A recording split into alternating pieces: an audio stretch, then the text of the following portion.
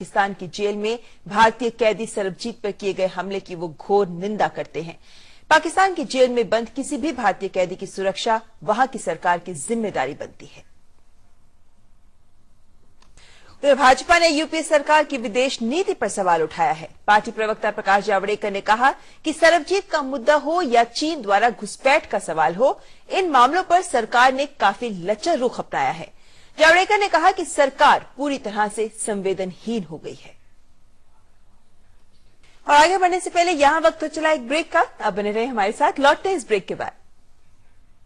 एक बार फिर आपका स्वागत है और अब लेते हैं खबर आर्थिक जगत से जुड़ी हुई।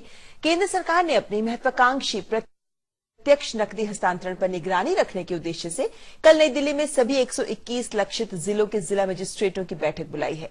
बैठक में इस कार्यक्रम के रास्ते में आ रही अड़चनों को दूर करने के उपायों पर विचार किया जाएगा। बैठक को वित्त मंत्री पी चिदम्बरम, ग्रामीण विकास मंत्री जयराम रमेश, पेट्रोलियम मंत्री वीरप्पा मोइली और योजना आयोग के उपाध्यक्ष मोंटेक सिंह अहलूवालिया द्वारा संबोधित किए जाने की संभावना है। बैठक में उन 43 जिलों के प्रमुखों से अभी तक डीबीटी की प्रगति की जानकारी ली जाएगी, जहां ये योजना इस साल जनवरी से शुरू हो चुकी है। शेष 78 जिलों में ये योजना इस साल जुलाई से शुरू होनी है। ये बैठक इस योजना है। मंत्रालय के एक अधिकारी ने कहा कि बड़ी संख्या में लोगों तक पहुंचने के लिए हिंदी और अंग्रेजी के अलावा क्षेत्रीय भाषाओं में भी जागरूकता संदेशों का प्रचार किया जाएगा। अधिकारी ने बताया कि रेडियो, इंटरनेट और मोबाइल फोन माध्यमों से भी ये प्रचार अभियान चलाया जाएगा।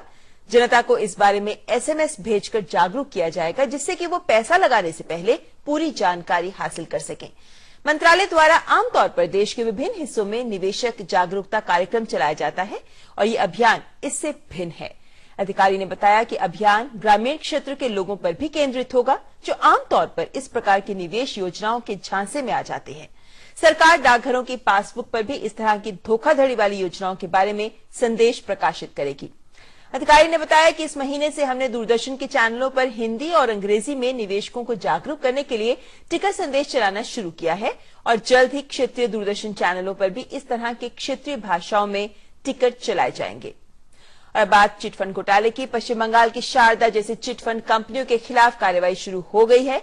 सेबी, आरबीआई, आयकर विभाग और प्रवर्तन निदेशालय ने इन कंपनियों के खिलाफ छापेमारी शुरू कर दी है।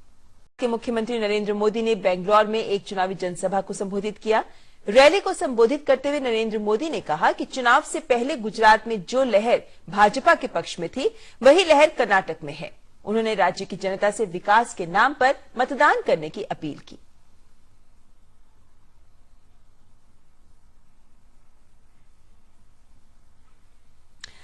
और इसी की बात को आगे बढ़ाएं तो भाजपा नेता अरुण जेटली ने भी कर्नाटक विधानसभा चुनाव प्रचार के दौरान कहा कि दुनिया का सबसे बड़ा लोकतांत्रिक देश होने के नाते आज हमारे सामने सबसे बड़ी चुनौती है कि कैसे देश को मजबूत नेतृत्व दिया जाए।